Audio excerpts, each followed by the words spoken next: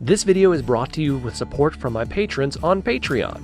Hey everybody, it's Jimmy from the DIY and Digital, and today I'm going to make an attempt at making wiring and troubleshooting my layout a lot easier. Let's pop the hood.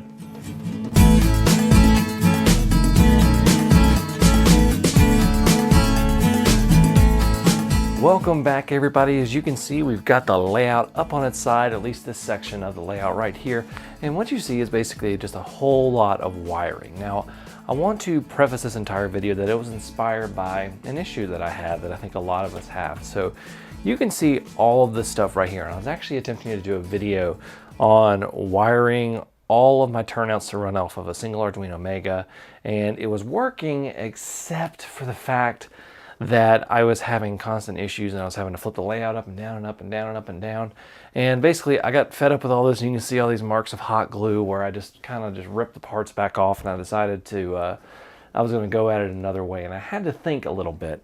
And I was like, what's one of the most difficult parts of working on a model railroad and doing troubleshooting? And that's basically, it's getting under the layout. And on a normal layout, that's going to be an issue. But with me and the way I have this set up, this table is basically floating on top of this table right here. So it's going to be even more of an issue where I have to flip this up on its side. So I needed to figure out an easier way to work on the electronics and work on the wiring and everything. And that's when I thought about, how could I possibly get all the electronics out to where I could? So what we're going to be doing today is we're going to work on a way to bring all the electronics outside from underneath this into a separate area where we can work on them, and then they just wire back in. And what we're going to do is we're going to be using some of this tubing that's used for cable management underneath like a desk or a laptop or a desktop computer or something like that. And we're going to be using this to do some wire routing, and let's go ahead and dive into it. Okay, so my original plan for this was to have all 15 turnouts that I was running all wired right here.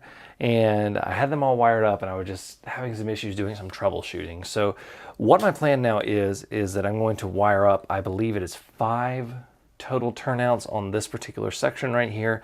And those turnouts are the ones that directly interact with the main line. So basically all of the yard turnouts, all of the industry turnouts and things like that are not going to be messed with, and they're all going to be manual, which they're Kato, so they have a little switch you flip back and forth, and you just got to be careful when you ballast around that, but that's a whole different episode. So what we're going to do is we're going to route the control wire right here all the way out so that we can control these from a separate control area. So we need to lengthen these wires, and we need to get them into a place where they can all meet up and head out. Now, I do have all of the turnouts here where they're wired. I'm going to leave those in place in case I decide to wire them up for remote control later, but we're just going to be doing those 5 turnouts right now. Let's get started.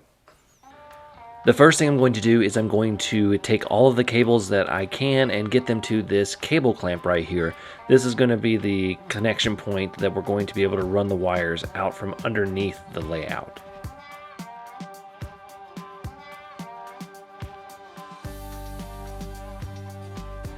Now that I have all the wires that I can begin cutting the extension that I'm going to put on these that I'll solder onto them. So I just do a rough length of how far out I want them to go from the layout, and I begin cutting them to size. Next, we're going to hook all of our extensions up to the wires, and I'm going to be using soldering, but there are several other methods you can use. There are suitcase connectors. There are actually little solder tubes that you can use that you put the 2 ends in and get them close together, and you heat it up and it runs solder through it. That's another great way if you still want the solidity of soldering without the actual work of using a soldering iron. It works really well. And of course, you can also use things like wire nuts, but that's not going to be too terribly secure underneath the layout, and it probably won't work for the method that we're going to use now. So I'm going to go ahead and get all these connected up, and I'm going to be soldering and then putting some heat shrink tape on over it just to secure and insulate the connections. Once I have all of my extensions in, I can start feeding all of the wires through this cable clamp to get ready to bind them together. Now before I get these inside the tube and all bound together, I want to go ahead and get them labeled. So I go ahead and take my label maker and I make labels for all the wires that I'm going to be doing, and I'm going to attach them to the ends where they will be coming out of the tube, just so that I will know which one goes where. This is a really smart thing to do because it's another thing that keeps you from having to climb under the layout and see where your wires go. If you have them labeled properly, then you save yourself a lot of headache if something goes wrong. I'm also going to be running the DCC system out to the control box just to have everything centralized. Originally I was going to put it underneath the layout, but I decided to put everything in this control box. Now that I have all of my wires, I can go ahead and use this tubing. Now this is the tubing you use for cable management under your desk, as I said before, and you can see that it kind of unwraps and it makes it very easy to access the wires when you put them in there, but it also makes it expandable so it's not too rigid, so you can get a certain amount of wires in here. I have 6 wires total in here, and I'm going to just simply wrap them all together into here and begin tucking them in and rolling the cable cover up and over all of the wires.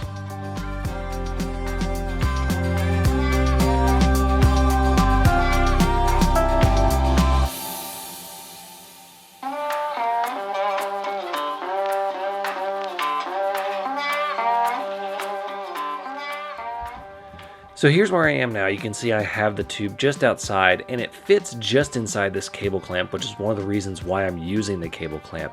So I'm going to go ahead and feed the tube through, and then to secure it in place, I'm going to be using hot glue to hold it in place. The reason I'm using hot glue is that A, it's excellent for electrical insulation if something for some reason was to go wrong.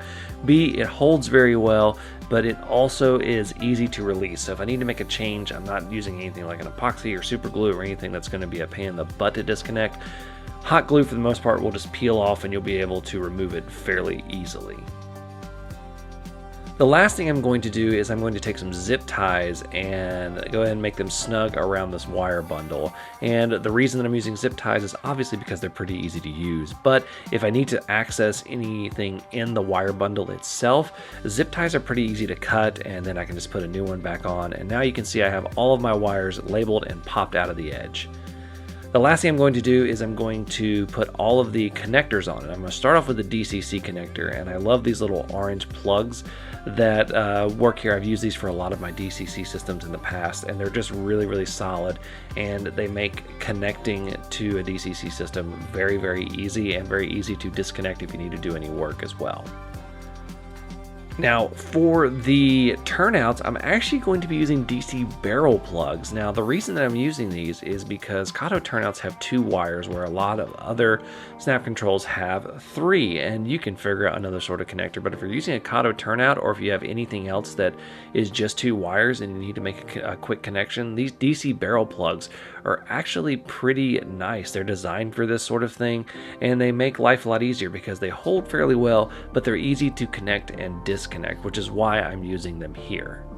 There you go, guys. This is a wiring bundle that's going to make wiring up all of my electronics a lot easier. It just takes a little bit of planning at the beginning and a little bit of hard work at the beginning, but it's going to save me so much headache when I'm working on and troubleshooting all of my electronics, because I won't have to get under here.